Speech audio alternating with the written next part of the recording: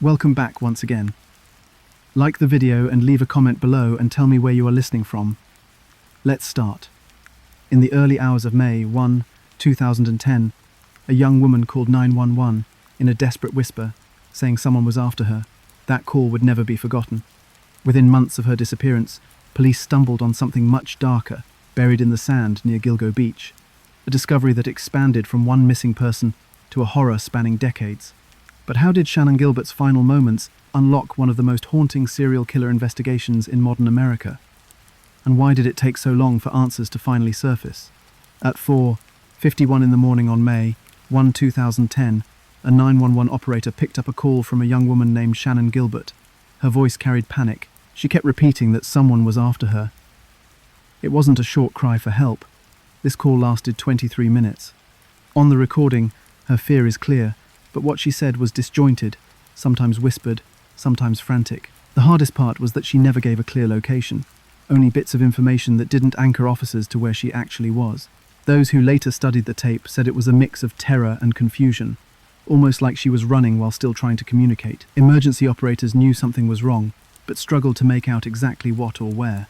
What unfolded in the hours after the call became one of the most controversial missing person cases in New York's history. The 23-year-old was working in New York City the previous evening before taking a client visit in Oak Beach, a quiet, gated community on the south shore of Long Island. She was accompanied by her driver, who often acted as security when she met with clients. Early reports suggest an argument broke out while she was in a client's home. For reasons not fully clear, she suddenly ran from the house and out into the neighborhood. Residents later said she was pounding on doors, screaming for help, asking for someone to call 911. Those who did see her described a woman disoriented, terrified, but still moving quickly, as if she thought she was being chased. Yet, when police were contacted, the urgency of the situation never seemed to match her level of distress. The Suffolk County Police Department dispatched cars, but the fragmented details made it difficult for officers to know exactly where to respond. Some neighbors had called in, but reports were inconsistent. The gated setting of Oak Beach added another layer of restriction for those trying to piece together her trail. At one house, a resident opened their door only slightly. Others reported seeing her darting through their yards, then running off before anyone could engage with her directly. Shannan herself had called 911 desperately, but by the time a car could be directed to the area, she had vanished into the wetlands and thickets that surround Gilgo Beach. Officers who arrived later would eventually treat it as a case of a young woman, possibly under the influence, lost, or having a mental episode. That assumption lingered, shaping the case in ways that overlooked signs of danger. The missed opportunities that night would haunt the investigation for years. Had the response been more concentrated and immediate, it is possible she might have been located alive, or at least tracked before vanishing completely. Instead, her frantic 23-minute call was treated with a strange mixture of caution and dismissal. Police at the time did not classify it as evidence of a possible crime. They also did not release the contents of the call to the public for years, further feeding criticism from the community and from Shannan's family. To them, it was clear that she was in danger. To authorities, the lack of clarity was used as a reason not to pursue it as a violent incident. Her escape attempts that night still raise questions. She fled barefoot. Witness accounts confirm she was knocking on doors, saying someone was after her. She left behind personal belongings in the house, including her phone.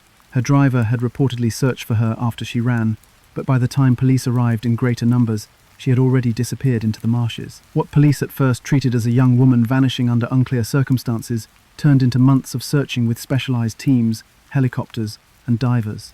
Yet for all those resources, her body would not be found until more than a year later, opening up widespread debate about what really happened during those early morning hours.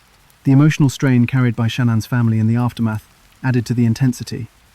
Her mother, Mari, refused to accept early suggestions that the disappearance was unrelated to foul play. To Mari, the phone call alone proved Shannan feared for her life.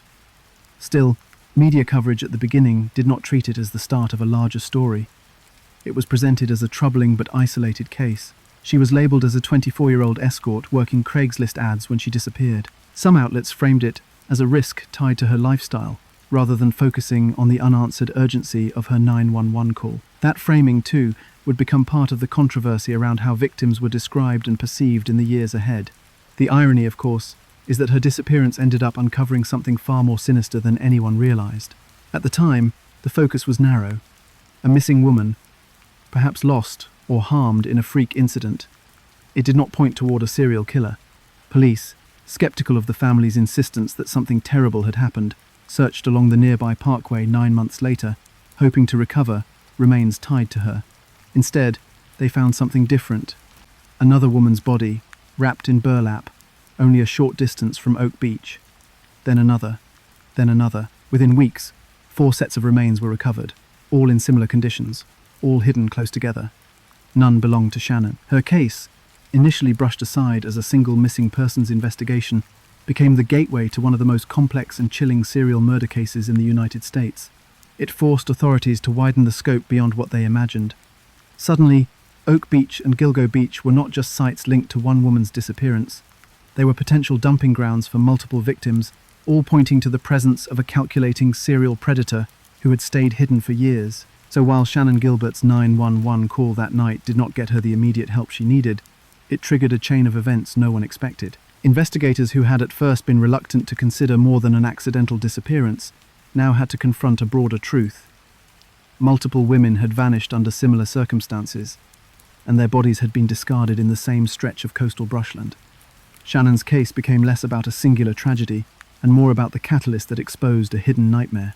She was still missing, but just months later, during the search meant to bring her home, police stumbled upon something that shocked them even more. Evidence that the story unfolding along Gilgo Beach was not about one life cut short, but many. When police began searching the area around Oak Beach in December of 2010, their focus was still entirely on Shannon Gilbert. Officers believed she may have wandered into the dense brushland that lines the coast, an unforgiving mix of thickets and marshland rarely trimmed back. Search dogs and cadaver dogs were brought in to help comb through the stretch of highway known as Ocean Parkway. To investigators at the time, there was no expectation that this would lead to anything beyond a possible answer about Shannon's disappearance. Yet within hours, that assumption would be shattered. It started with one discovery. Just off the parkway, hidden under the cover of reeds and long grass, search teams came across human remains. The body was wrapped in burlap, a detail that caught immediate attention. Burlap was not a material commonly used, and the effort to conceal the body suggested planning and intent. At first, the find jolted officers into thinking that the year-long question of what had happened to Shannon was finally answered, but identification did not confirm that. These remains belonged to someone else, and this was only the beginning. Days later, as the search expanded beyond that first location, additional bodies were uncovered. The more officers searched, the more alarming the pattern became. Just east, along that same parkway, 3 more sets of remains were found, each discarded in roughly the same way as the first. They were close together, separated only by short distances, and all hidden in the undergrowth near the roadway. What had begun as a search for one missing woman had now turned into the discovery of 4 separate homicide victims. They would come to be known as the Gilgo Four. Investigators began to look carefully at who these women were. They included Maureen Brainerd Barnes, Melissa Barthélemy, Megan Waterman, and Amber Costello. Each woman had gone missing between 2007 and 2010. The similarities were hard to ignore. All were young, petite in build, and all had been working as escorts, using Craigslist to connect with clients. The way their bodies were handled was also strikingly consistent. Each was wrapped in burlap and discarded within a tight radius, along the same stretch of Ocean Parkway. These details suggested the same offender, someone who was repeating a method and returning to the same ground each time. The reality began to sink in, that this was not 4 unrelated tragedies, but the work of a single predator. Detectives pieced together timelines of when each of the women had last been seen alive. In each case, they had arranged meetings with clients in the New York area. Phone records later confirmed that burner phones were used to contact and arrange these meetings. The precision of that approach gave the impression of an offender who carefully planned his crimes, stayed connected with the women just long enough to lure them in, and then erased the trail behind him.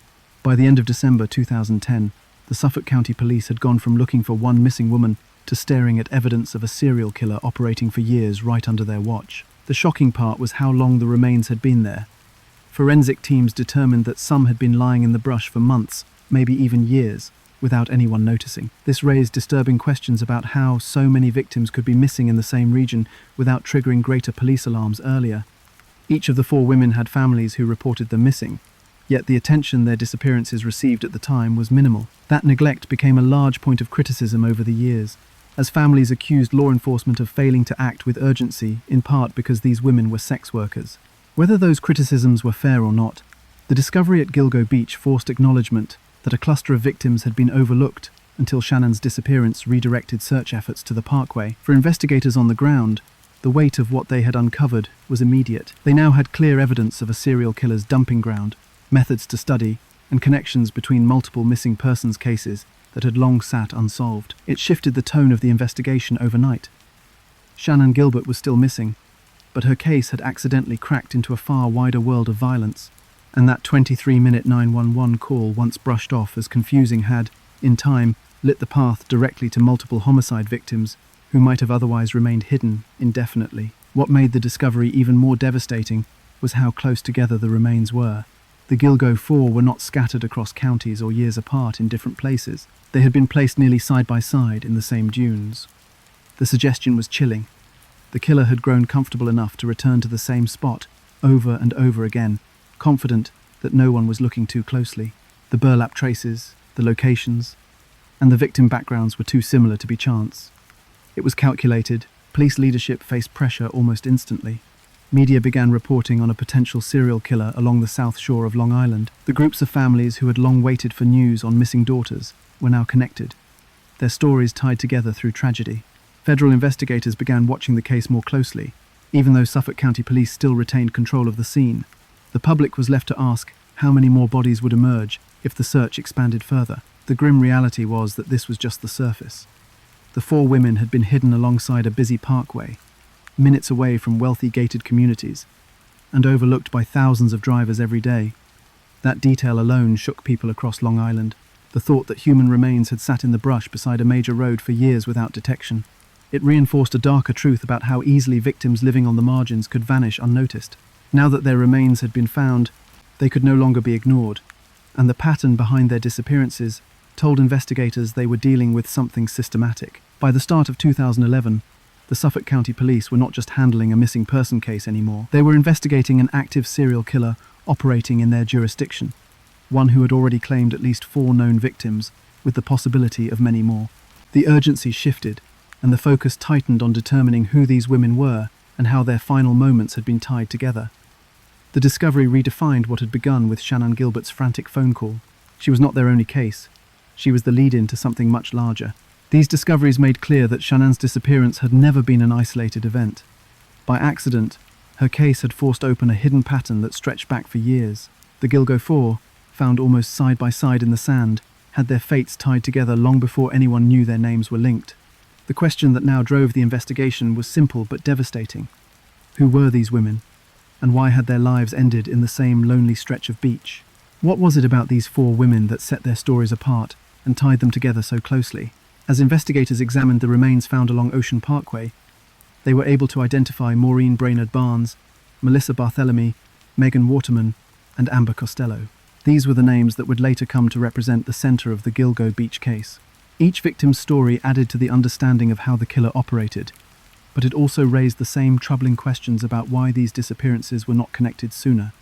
Together, they formed a pattern so distinct and so deliberate that police could no longer treat the murders as isolated events. Maureen Brainerd Barnes was the oldest of the 4. She grew up in Connecticut and was reported missing in July of 2007 after traveling into New York City. She was 25 years old at the time. Friends and family described her as kind but struggling financially, and she had turned to escort work advertised through Craigslist as a way to keep herself afloat. When calls went unanswered and she failed to return home, her disappearance was reported, but without immediate results. Her case, like many others, stalled and faded from the public's attention until the discovery in 2010. Maureen's background placed her in the same category. Investigators were beginning to see in common. Young, petite women arranging meetings through the same website. Melissa Barthelemy was another. She disappeared in July of 2009 after leaving her apartment in the Bronx. Like Maureen, she had been working as an escort and used Craigslist to advertise. She was 24, slight in build, and consistently described as petite. But her case contained one of the most unsettling details. After she was reported missing, her younger sister began to receive phone calls from Melissa's phone. The person on the line was not Melissa. Instead, a man's voice would describe graphic details of what he claimed had happened to her and taunted the family with cruel messages. Investigators later stated those calls were made from areas near Manhattan, specifically places crowded with people that would make it difficult to track. The use of her phone in this way introduced a psychological element of control and taunting. It was not only murder, but also a desire to manipulate those left behind. Megan Waterman was the youngest of the group. She was just 22 years old when she vanished in June of 2010. She had travelled from Maine to Long Island and was staying at a hotel in Haupt Pauge, a short drive from Gilgo Beach. Before she disappeared, Megan had made contact with a client through Craigslist, arranging a meeting that would be her last. When days passed without contact, her boyfriend alerted her family. Megan's case widened the scope of the investigation because she was not based in New York full-time, but had travelled specifically for escort work. Like the others, she was slender and petite, yet her life circumstances showed how far the reach of this killer really was. She was not local, and yet she had been lured, taken, and discarded in the same area as the others. Amber Costello, aged 27, was taken in September of 2010. She lived in West Babylon, Long Island, and was also known to advertise escort services through Craigslist. Amber had a history of addiction that made her vulnerable, and investigators later pieced together that she had last been seen leaving her home to meet a client. Minutes before, she had told those staying with her that the man was offering a significant amount of money, just enough for her to be convinced to leave. That was the last known sighting of her alive. Police records later tied her disappearance directly to suspicious phone activity that would eventually become vital to identifying a prime suspect. The similarities between the Gilgo Four stood out in a way that was impossible to overlook. Each was young, ranging in age from early 20s to late 20s. Each had a small build and was described as petite. Each worked in sex work, primarily through Craigslist at a time when it served as one of the main online outlets for escort advertising. And most haunting of all, each had been found only a few yards apart from one another, wrapped in burlap and concealed in the brush. Investigators came to believe that restraints and similar methods had been used. This level of consistency suggested one offender, careful and calculated, repeating a process he had established and perfected. The discovery that Melissa Barthelomy's phone had been used to torment her family amplified the suspicion that this was the work of a single serial killer. The caller was confident enough to use the victim's phone after she went missing, yet cautious enough to make the calls from crowded areas. That mix of confidence and caution spoke volumes about the offender's experience. It suggested someone meticulous, organized, and familiar with how law enforcement might move against him. Still, the question lingered. Could one man have been responsible for all of these disappearances, or were there multiple predators using the same isolated stretch of Long Island to dispose of victims? Investigators began exploring both angles. The eerie consistency kept the focus on one killer, but the case's spans across several years left cracks of doubt that more than one offender could have been involved. That idea would circulate for years. A debate between the theory of a lone serial killer and a possible overlap of different killers who had learned the area could hide crimes in plain sight. Ultimately, the Gilgo Four defined the case. These were the victims whose remains connected clearest.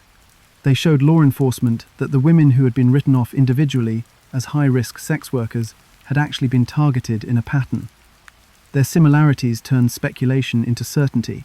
They anchored the investigation in a clear direction, one that pointed toward a predator who was methodical, organized, and terrifyingly confident to return to the same ground again and again. The four names, Maureen, Melissa, Megan, and Amber, became the emblem of the Gilgo Beach murders. Their stories connected investigators to the wider possibility of a serial killer operating along the south shore of Long Island. Their remains were the pattern that exposed the bigger picture. What began as a missing persons search had now been narrowed into a sinister hunting ground defined by these women.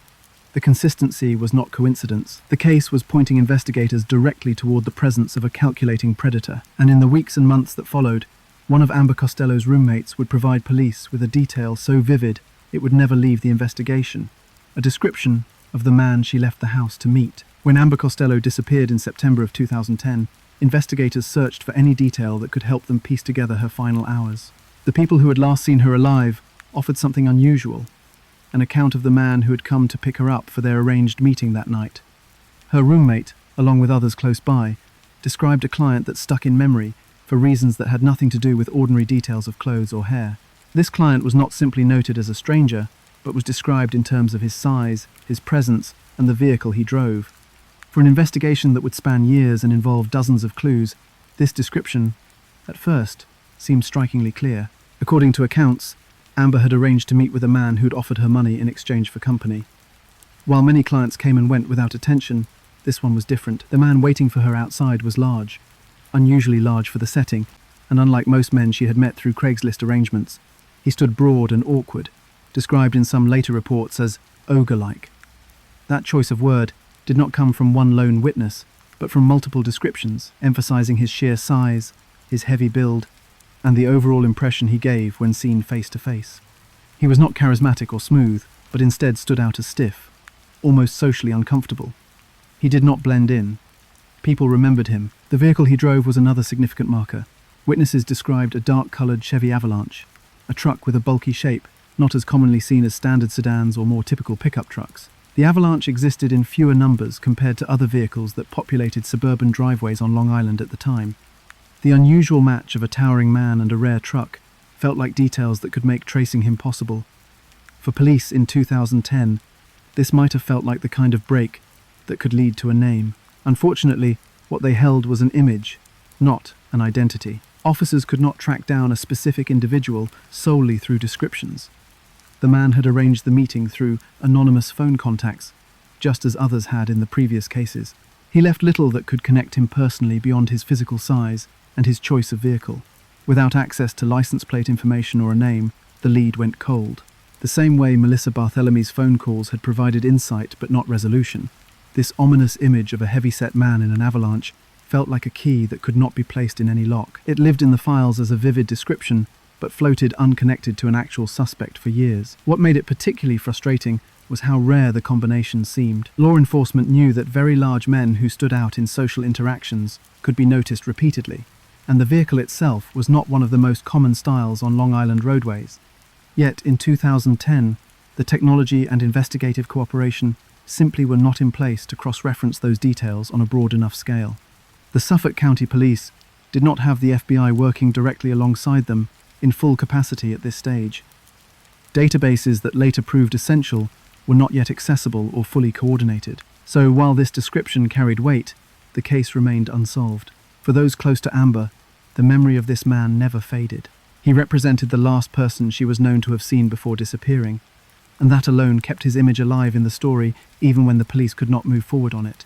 Over time, as the Gilgo 4 became the center of the case, the ogre-like man in the Avalanche developed into one of the haunting puzzle pieces that researchers, families, and the public latched onto. It offered a face, if not a name. It turned the unknown killer from a shadow into something that could be pictured. Years later, that picture would return with a force. By the time investigators in the 2020s began revisiting phone records connected to Megan Waterman and the others, the name Rex Heuermann rose as a possible suspect. When his life was examined, the pieces began tying back to the past, like threads snapping taut. Neighbors described him as tall, large-framed, and socially awkward. Most telling of all, records showed that he had owned a Chevy Avalanche during the time period of the murders. Suddenly, the description that had once floated unattached found a direct anchor. The ogre-like predator, described by people who saw him at Amber's home, was not simply an eerie footnote anymore. It was a first-hand memory aligning with the accused killer himself. The significance of this match could not be overstated. While DNA ultimately linked Heuermann to the victims through objects like pizza crust and hair samples, it was the early witness descriptions that bridged the decades of silence. Law enforcement came to realize that the physical details passed along by Amber's roommate and others were not meaningless memories. They were accurate, consistent, and in hindsight, crucial. At the time, those details were filed and left waiting because they lacked a clear connection. But when the technology caught up and the name was available, the description locked into place as one of the most reliable indicators of his identity. This part of the story demonstrates how investigations often progress unpredictably. A vivid detail provided at the start might sit untouched for a decade, appearing unused. Yet it retains power, waiting for the moment when it lines up with new discoveries.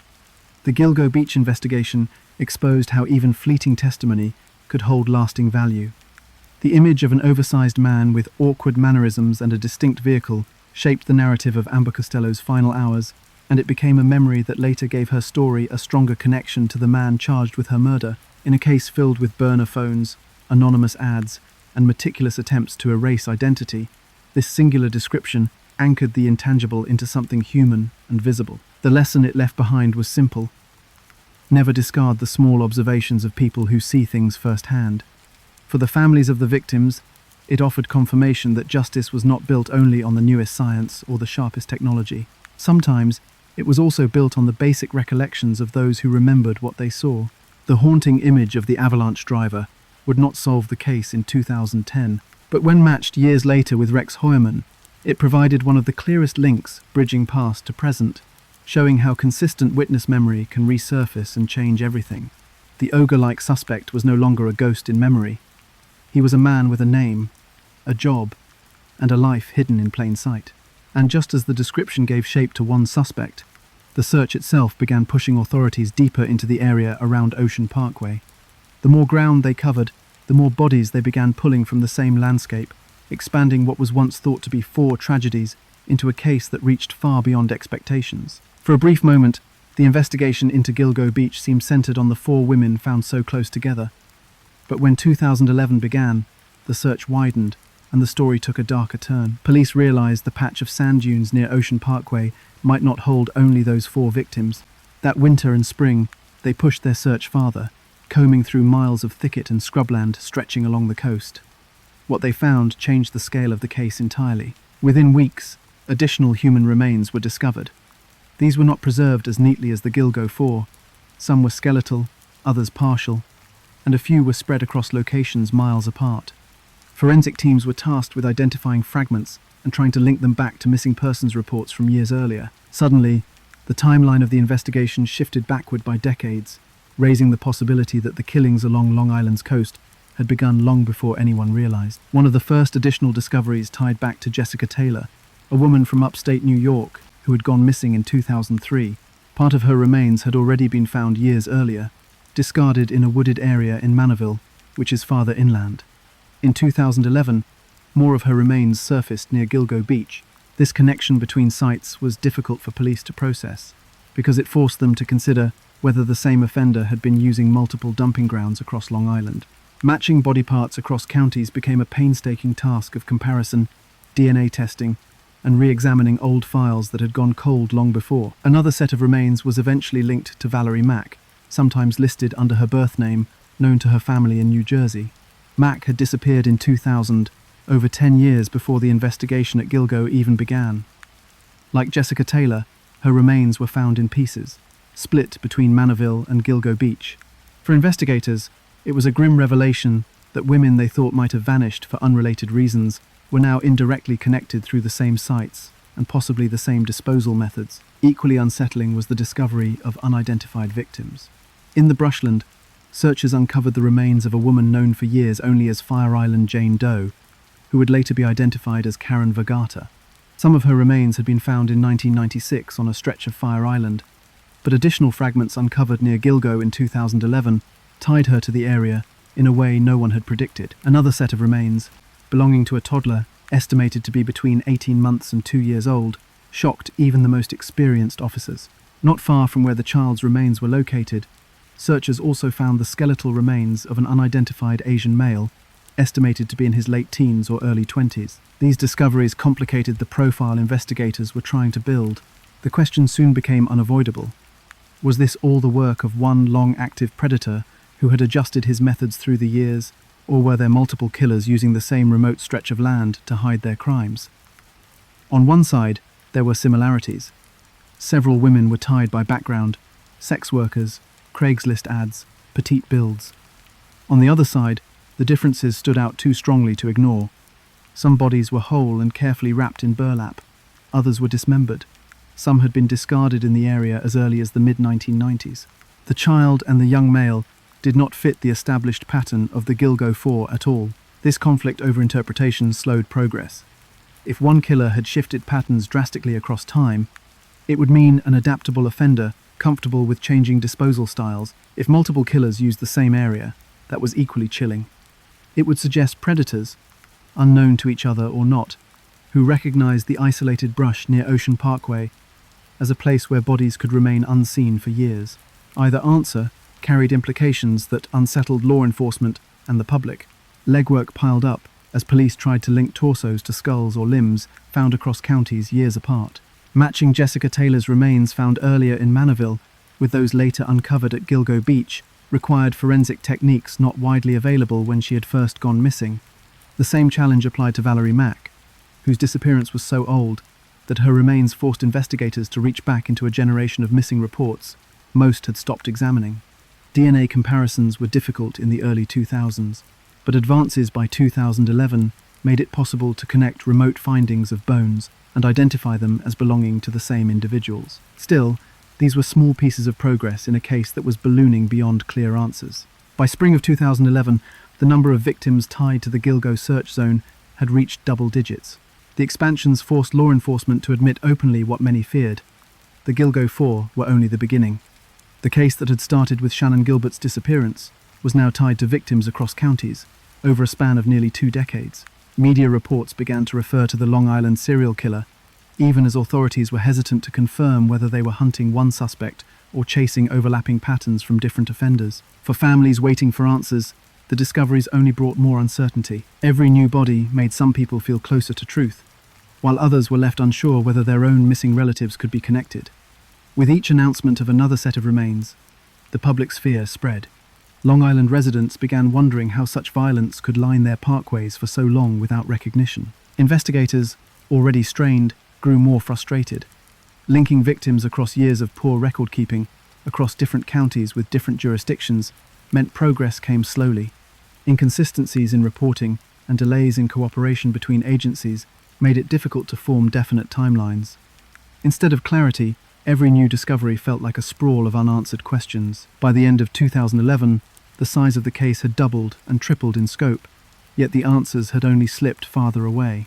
10 or more victims were now tied in some way to the Gilgo Beach area, either through direct discovery or connections to parts of their remains.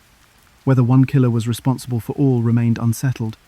Law enforcement faced criticism for being slow to act, but even with cooperation, the forensic challenges alone threatened to overwhelm progress. The only certainty investigators could provide was that the 4 women discovered in December of 2010 represented just a fraction of the case. What initially looked like a cluster of isolated murders had widened into a chilling mosaic reaching across communities and years. The Gilgo 4 were only the entry point to a much broader mystery, and yet, even as the body count expanded and theories multiplied, much of the public conversation stayed tied to one name, Shannan Gilbert. Her disappearance had started the search that exposed every other victim, and in the minds of her family and many observers, she remained the heart of the story. As more bodies surfaced along the parkway, the spotlight kept circling back to her fate, and the questions from that May night in 2010 refused to fade. Was Shannan Gilbert murdered, or did something entirely different happen that night? That single question has fueled debate for more than a decade, and it remains one of the most argued points in the entire Gilgo Beach case.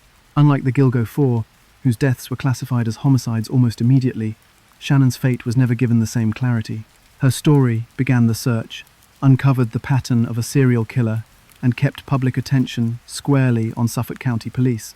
But her own cause of death was never settled. Instead, her case grew into a point of conflict between officials, medical professionals, and her own family. In December of 2011, about a year and a half after her disappearance, police finally located her remains in a marsh near Oak Beach, just east of where she had last been seen.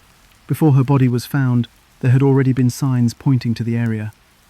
Over the summer, search teams uncovered her purse, cell phone, jeans, and shoes scattered in the wetland. The placement of her belongings in the dense marsh fueled speculation. Some believed she had left them behind while fleeing. Others argued they may have been arranged or discarded by someone else. When her skeletal remains were discovered, it should have brought closure. Instead, it opened another chapter of confusion. Medical examiners could not reach agreement about how she died. The Suffolk County Medical Examiner's Office ruled the likely cause of death as accidental drowning. When explaining this conclusion, officials claimed Shannan may have wandered into the marsh and become trapped, disoriented by the water and thick vegetation until she was unable to escape. This explanation, though officially recorded, did not satisfy her family. They pointed to signs they believed showed something much darker. A private autopsy conducted later suggested signs that could be consistent with strangulation. Those results did not overturn the official ruling, but they fractured public confidence in the investigation. The location itself became part of the controversy. Shannan was found in a tidal marsh with tangled reeds and waterlogged ground that makes navigation difficult. It is an environment where even trained searchers needed care walking through. Police suggested she became lost and could not find her way out. To her family, this seemed unlikely. Shannon had been healthy and in her early 20s. She ran barefoot and panicked through Oak Beach for nearly an hour before disappearing, showing desperation but also stamina. For her mother Mari, the suggestion that her daughter calmly wandered into the marsh and drowned did not match the frantic 911 call placed that night, nor the multiple sightings of her begging for help. Mari Gilbert became the most forceful voice keeping attention on her daughter's death.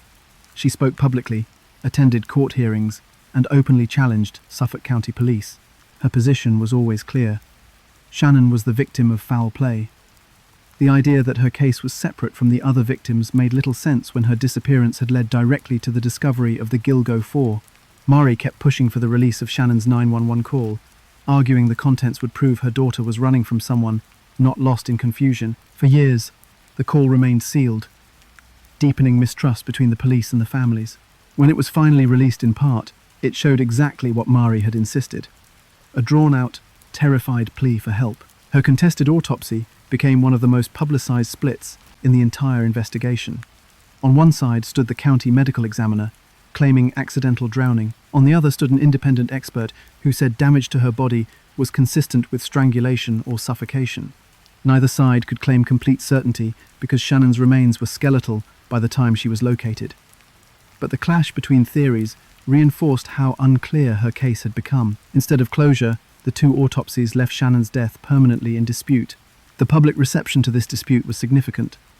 Families of the other victims saw how quickly Shannon's case could be minimized if left unchallenged. Advocates argued her role was too central to treat her death as a side note. Media coverage grew heated, often portraying Shannon as the case that law enforcement wanted to separate off so they could focus on the others. For Mari and her supporters, accepting the official line would mean erasing what they believed was the true story of her final night. Even after the case expanded to include suspects, Shannon's cause of death was never formally reclassified as homicide. That fact has kept her situation open-ended and unresolved. Some investigators still argue she did not die at the hands of the same killer who targeted the Gilgo 4.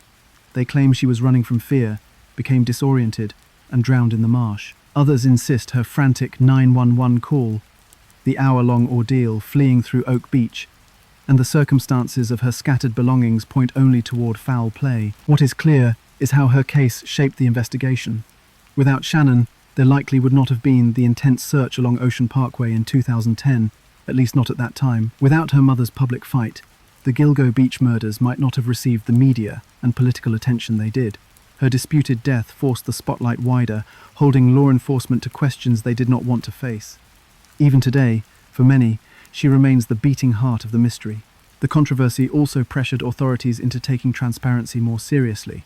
The protracted battle over releasing her 911 call showed how families distrusted police accounts when contradicted by independent experts or witnesses. That call, once heard, gave new urgency to victim advocates who had long criticized attitudes toward missing sex workers. It emphasized the terror Shannon felt and made clear that she perceived someone was trying to hurt her. For many, that was enough to support her family's stance that she belonged among the other victims, whatever the examiner's official report listed. If her case had been ruled a clear homicide, it might have blended into the pattern without drawing much distinction. Instead, her uncertain status turned her into a symbol of resistance, a reminder that the voices of families were not easily dismissed. Even years later, when Rex Heuermann was arrested and charged with multiple murders linked to the Gilgo 4, debate still returned to Shannon. Was she connected directly to him? Was her death an outlier? Or was separating her case simply another failure in a line of missteps? Through it all, Mari Gilbert remained central. Until her own death in 2016, she never stopped pressing the case publicly. She forced county officials, federal agents, and journalists to keep asking about her daughter. That persistence made sure the Gilgo Beach case was never reduced to cold files.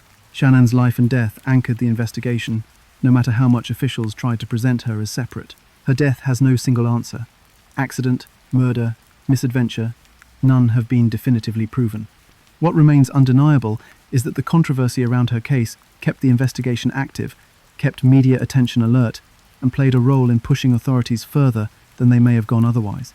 Without her disappearance, the Gilgo 4 might have remained hidden.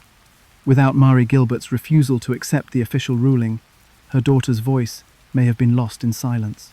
And so Shannon's story endures as an unresolved center of the Gilgo Beach killings. Not a confirmed victim by official classification, yet not someone the public or families can accept as unrelated. Her mysterious end continues to fuel the wider case, leaving a legacy of questions that ensure the spotlight never dims on the others. While Shannon's family fought for answers, the police themselves faced another struggle, one taking place inside their own ranks, where jurisdictional disputes and mistrust across agencies slowed progress at the very moment answers were most needed. Why did progress stall despite the mounting number of victims? By the beginning of 2011, the case had exploded from one missing woman to more than 10 sets of remains scattered along the south shore of Long Island. Families of those women, advocates, and the public expected rapid movement. But instead of answers, the years that followed were marked by delays, confusion, and almost no visible progress.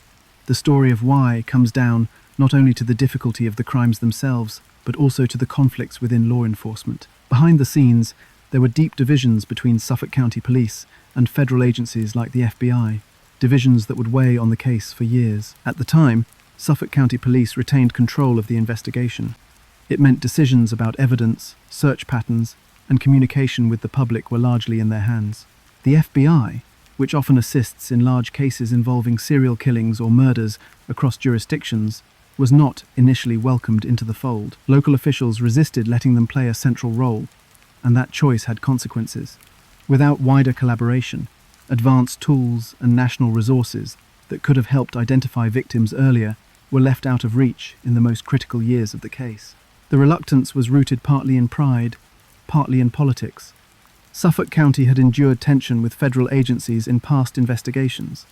Within local leadership, there was a concern about ceding control, losing authority to outside units, or exposing internal shortcomings.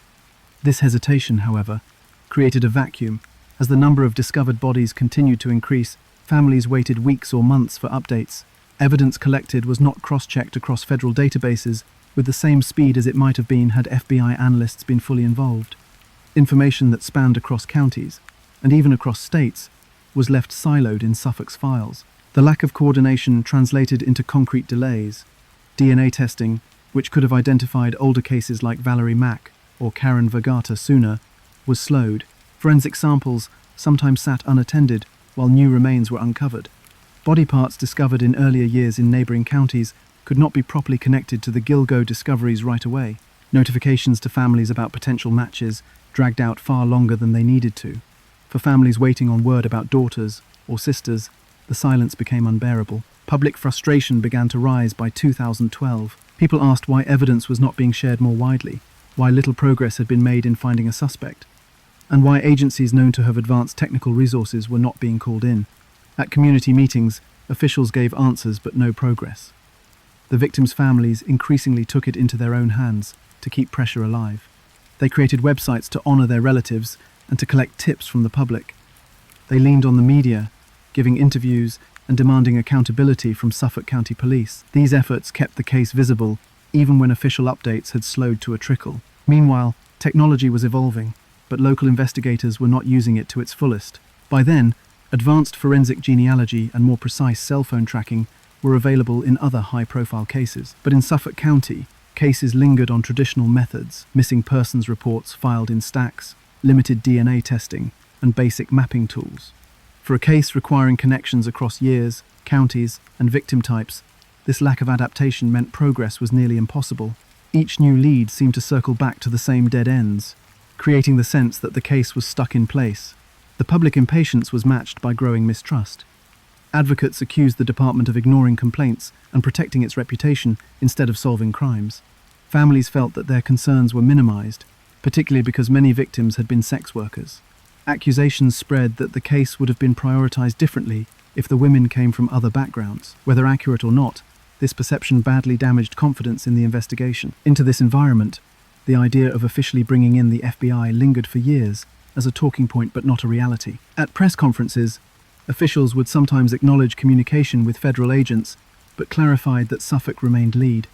This control frustrated people who believed the resources and expertise of the FBI could cut years off the investigation. The standoff over control stretched on, and with every year the list of potential victims and families waiting for answers only grew longer. It was not until 2015 5 years after Shannon Gilbert's 911 call, that the FBI formally joined the investigation. By this point, families had endured repeated cycles of promises and delays. The addition of the FBI came with access to wider forensic labs, national databases, and technology unavailable locally. But the years already lost could not be taken back.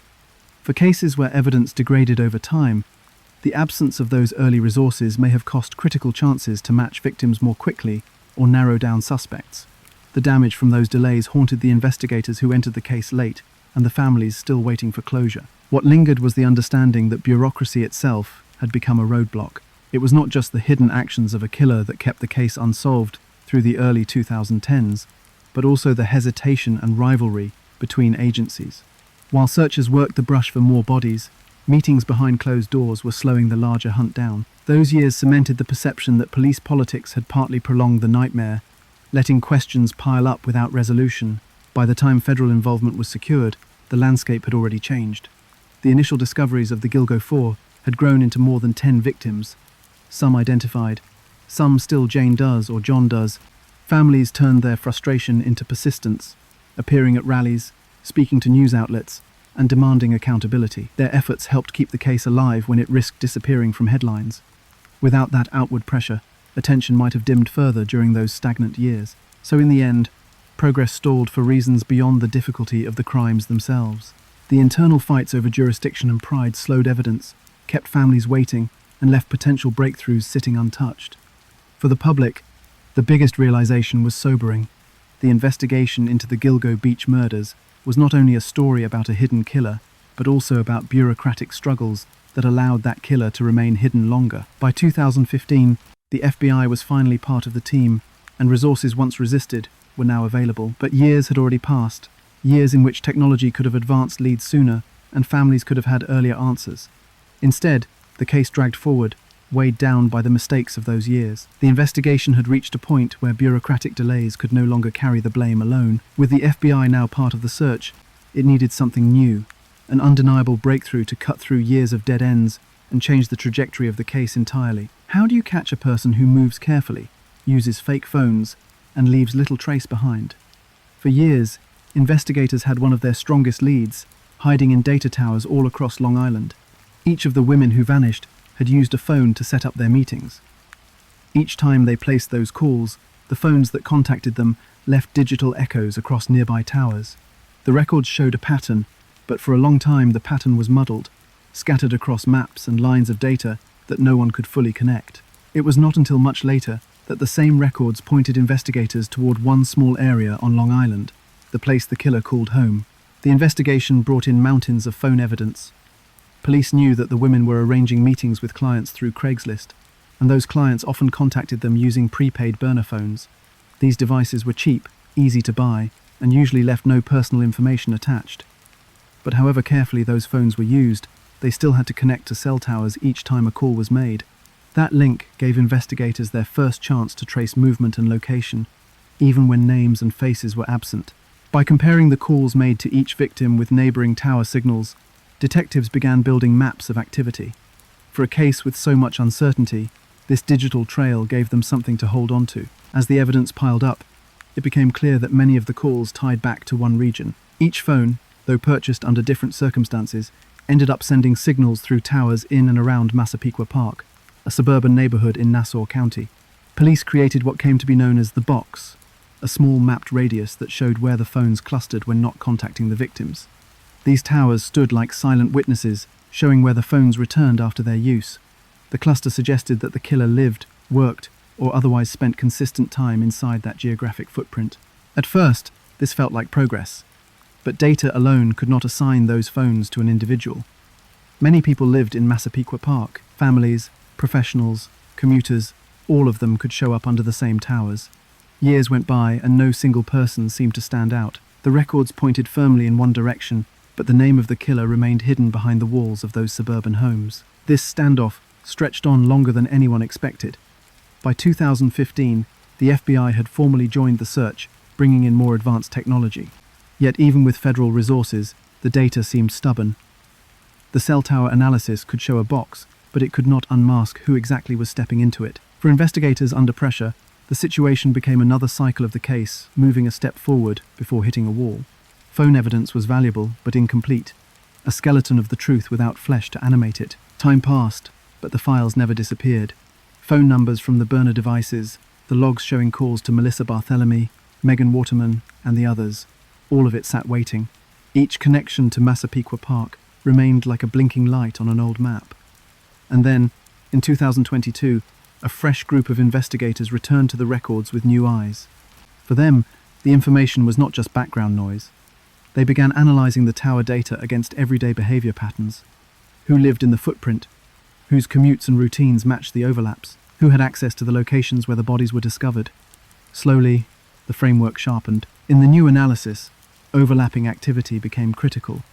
Calls made to different victims from separate phones showed similarities. They matched not just in method, but also in where those phones physically connected to towers. Each device might be different, but they traced back to the same cluster at the same times of day. By layering this information, investigators formed a picture. Someone who regularly left home, worked at a consistent location, and then circled back to Massapequa Park. The reliability of the pattern suggested it was not a coincidence. The offender was living inside that very box of towers.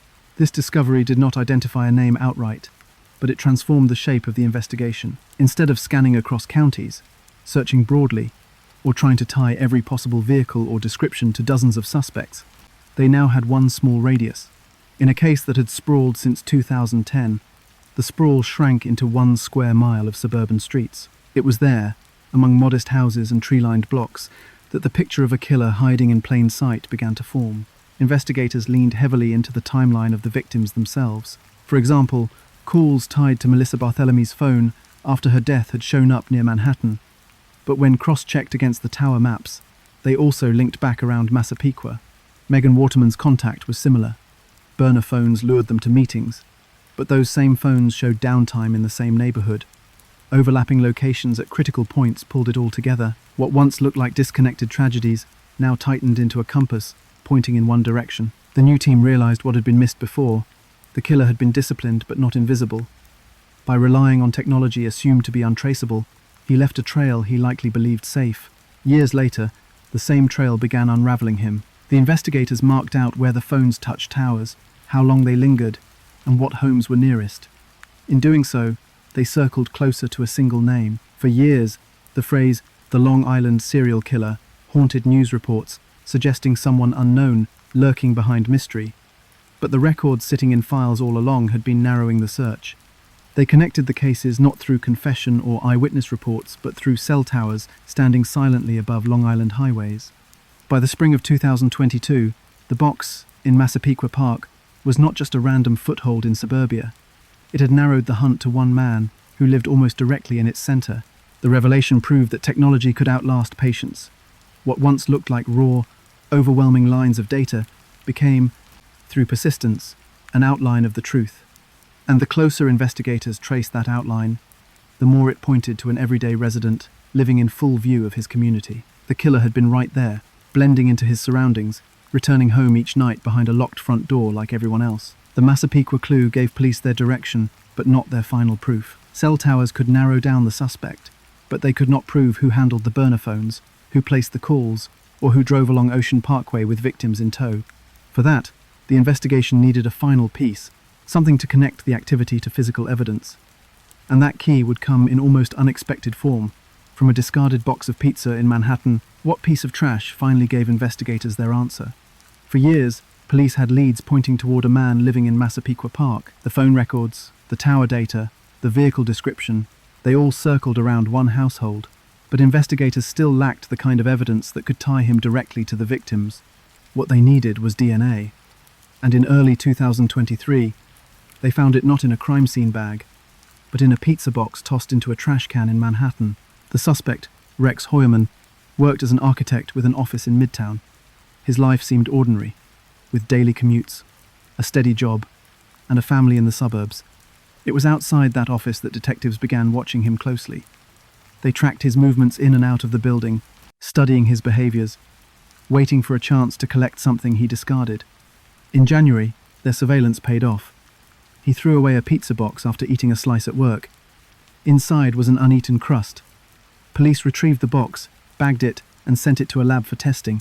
That pizza crust carried the proof investigators had long waited to find. When analysts compared the DNA to evidence recovered years earlier from one of the Gilgo 4, the connection was immediate. On Megan Waterman's remains, some of the burlap wrapping had preserved strands of male hair. It was too degraded for full DNA profiling at the time it was discovered, but new forensic methods, developed in the years since, allowed examiners to extract enough detail to form a comparison. When the male hair from Megan's case was tested against the profile taken from the pizza crust, the results matched. This was the first concrete biological link tying Rex Heuermann to a victim. For investigators, it broke through more than a decade of uncertainty. But the crust was only part of the picture. On several of the other victims, small strands of hair had been recovered. These were not all male. Some were consistent with mitochondrial DNA from females. When tested, those hairs linked to Heuermann's wife and daughter. This did not suggest direct involvement on their part, but it did place him and his immediate family in proximity to the evidence. Strands from the home environment had transferred onto victims, showing contact that prosecutors argued could only have come through him. DNA evidence is straightforward in science, but complex in a courtroom. Defense lawyers pointed out that secondary transfer was possible. Hairs from his wife and daughter could have attached to his clothing without them realizing. They argued that those strands may have moved inadvertently, sticking to fabrics or furniture, then carrying on to materials he had contact with. But prosecutors focused less on the how and more on the fact that the mix of DNA consistently tied back to Heuermann's household. They saw this not as coincidence, but as proof of repeated contact during the critical windows when the victims disappeared. The combination of phone analysis and DNA built a case that was difficult to dismiss. Years earlier, the task of linking burner phones to a specific owner had seemed nearly impossible. Now, with tower data placing Rex back in Massapequa at the exact times phones contacted the victims, and with pizza crust evidence directly aligning him with recovered hair, investigators could finally connect decades of murders to one man. The strength of this combined case gave Suffolk County prosecutors the confidence to file charges. In July of 2023, police arrested Rex Heuermann outside his Manhattan office. He was charged with murder in the cases of Megan Waterman, Amber Costello, and Melissa Barthelemy, with Maureen Brainard Barnes added later as more DNA analysis came through. Federal agents and local officers carried out coordinated searches of his home and office, taking boxes of evidence and computer hard drives. For the families who had waited over a decade for movement, the arrest represented the first major turning point. The oddity of the pivotal breakthrough was not lost on the public. After years of sifting through unidentified remains, sorting body parts from different counties, and chasing anonymous burner phones, it was a discarded piece of food waste that cracked the case open. The overlooked detail, trash carelessly left on the curb, became the most direct scientific link between suspect and victim. For some, it showed how persistence mattered as much as science. Investigators who spent months quietly following Heuermann had waited for exactly this kind of slip, and when the chance arrived, they acted instantly. The case also highlighted how advances in forensic testing made the link possible. The male hairs preserved on victim materials were not fresh enough for reliable nuclear DNA sampling in 2010, but by the 2020s, newer techniques allowed analysts to gain profiles from degraded samples. This was crucial. Without the development of those techniques, the pizza crust might not have carried as much weight. Science that did not exist during the discovery of the bodies was now central in tying them back to a suspect. It is worth considering the irony. Heuermann had been meticulous about hiding his identity in digital space. He used burner phones, paid for sessions in cash, and compartmentalized his activity, yet biology is more difficult to separate. Every contact leaves traces. Every strand of hair or cell of skin is a signature waiting to be discovered with advancing tools. For investigators, this was the ultimate reminder that even cases spanning decades could be broken open once science caught up to evidence already resting in storage. Defense attorneys prepared to challenge every element, from phone tower mapping to the reliability of trace DNA. But the weight of evidence collected in 2023 was enough to justify the charges. Judges agreed. The hair collected from Megan Waterman's body, the mitochondrial strands linked to his family, and the exact match from the pizza crust placed Rex not just near the women but in physical contact with them. In the eyes of prosecutors, this moved the case from suspicion to proof. In Long Island's communities, the arrest was not greeted with celebration so much as heaviness.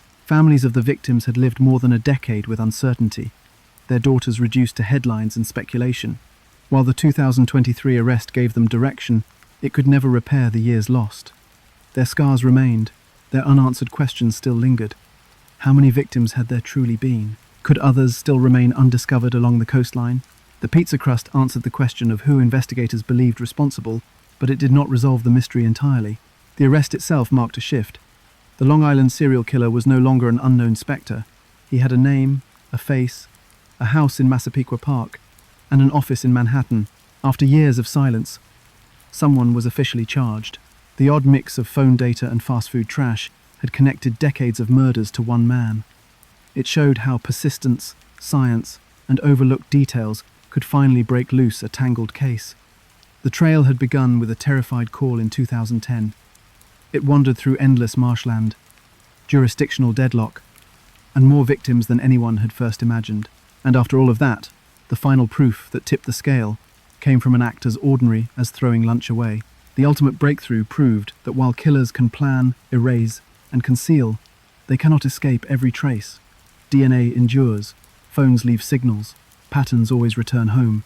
The case that had sat dormant for more than a decade now had a suspect in custody. After all the years of questions, Rex Heuermann was charged. But for the families who sat through the silence, the answers did not erase the pain. The scars remained, and with them, the reminder of lives stolen so long before. What happens when the monster is finally unmasked?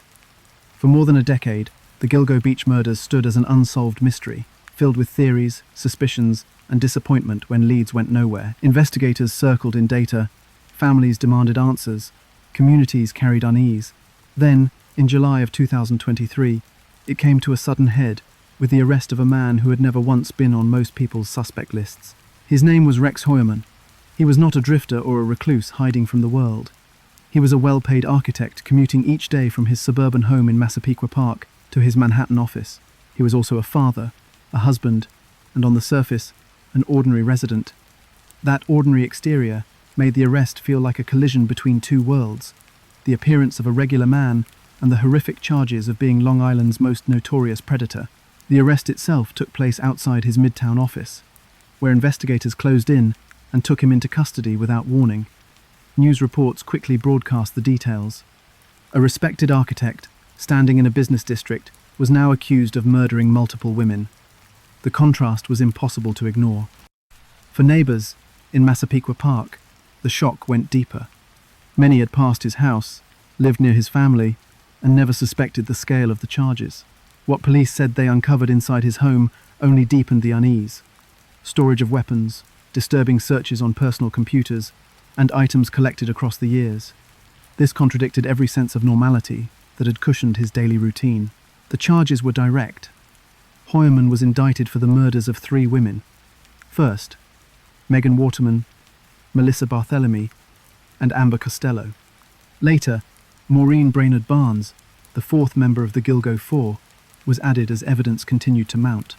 Each indictment was linked to the same core pieces of evidence investigators had spent years assembling: burner phone data, cell tower patterns, hair samples recovered from victim wrappings, and the pizza crust DNA. For prosecutors, the case marked a turning point.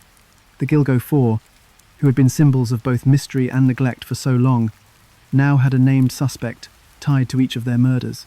The years did not stop with those original charges. By 2024 and into 2025, prosecutors brought even more indictments, alleging ties between Heuermann and additional victims beyond the Gilgo Four. Hairs tested from other remains found along Ocean Parkway, as well as analysis of digital evidence, expanded the scope of his alleged crimes. Each new charge pushed the timeline backward and increased the count of victims he was believed responsible for. The image of an isolated cluster of 4 women grew into something larger, suggesting a pattern that may have stretched close to 2 decades. The tension for the public was in the contrast between his life and the crimes. On the one hand, Heuermann did not fit the sensational image of a serial killer lurking in shadows. He dressed neatly, spoke in ordinary tones, and worked in an industry steeped in professional respectability. His house sat among others in a quiet community. On the other hand, prosecutors laid out a narrative of a man double-living, professional by day, predator in hidden aspects of his life. This clash disturbed people who had, in many ways, gotten used to thinking of the killer as an unknown, faceless being. Suddenly it was not unknown, not hidden away, but a man buying groceries, driving neighbors past in a Chevy truck, and showing up daily for work in the city. For the families of the victims, the arrest provided something long denied: an actual trial, an actual name in court. After years of waiting for even scraps of answers, they now faced the accused and could expect prosecutors to argue their daughters' cases before a jury. But the relief was tempered by years of doubt and missed chances. Many families remarked that justice delayed did not erase their grief. Their daughters had been gone for more than a decade. Every birthday, holiday, and anniversary had passed without them. The arrest could not undo what was lost, but it did give them the chance to see some accountability. The prosecution itself is expected to be long. Defense attorneys are already challenging every aspect of the case, from how DNA was collected on the pizza crust to the reliability of cell tower mapping. They are framing the evidence as circumstantial, pointing to possibilities of contamination or mistaken connections.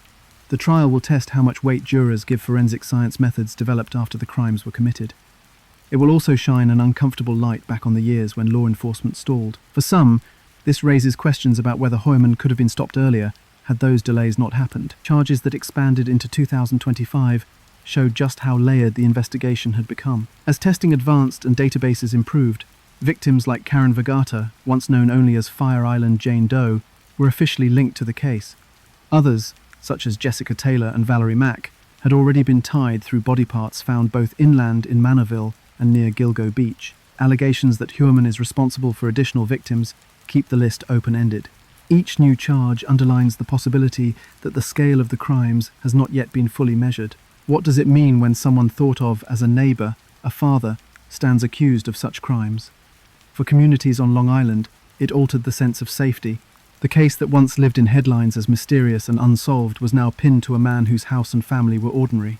Despite the charges, many questions remain. How many victims are we truly talking about? Did law enforcement underestimate the pattern from the start? Are there still missing women whose connections have not been uncovered? The arrest shifted what had once been frozen in uncertainty towards something active. The Gilgo Beach murders are no longer treated exclusively as an open mystery.